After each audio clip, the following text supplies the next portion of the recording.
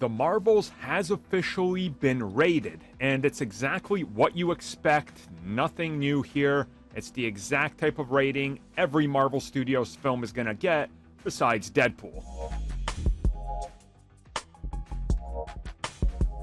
Okay, so before we get to the rating, let's get to something I forgot to talk about, which is the brand new poster. This is the Chinese poster that came out after it was announced that it was going to be seeing a release in China, which is why I didn't talk about it in that video. Either way, though, it's a very, bright poster? Is that a good word? Dense poster? Interesting poster? I don't know how to describe it. There's a lot going on, but at the same time, it's not as messy as some of the other MCU posters that clump everything together.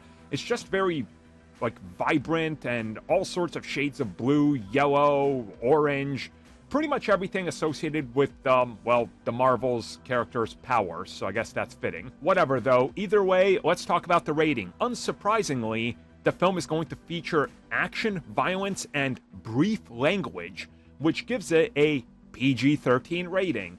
Exactly what everybody expected. There is no surprise here.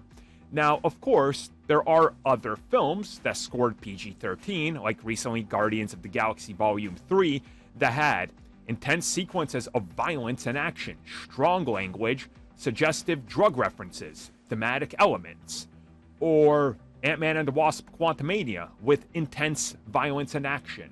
This obviously doesn't have it, but we see that this film is meant to be more of a family-style thing, a lot more targeted at the female demographic, which again, I don't think they need tons of violence and swearing and blood. So this rating is, I think, exactly what we always expected, especially what it's granted it for, action, violence, and brief language. Yeah, that all tracks. It's Captain Marvel, it's Ms. Marvel. There's going to be a little bit of crude language, obviously.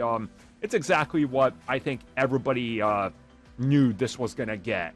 And obviously, with it securing a release in China means it's pretty tame on all of that. So things are looking good for this film overall. The closer we get to it, the more positive the news is looking pretty much everywhere.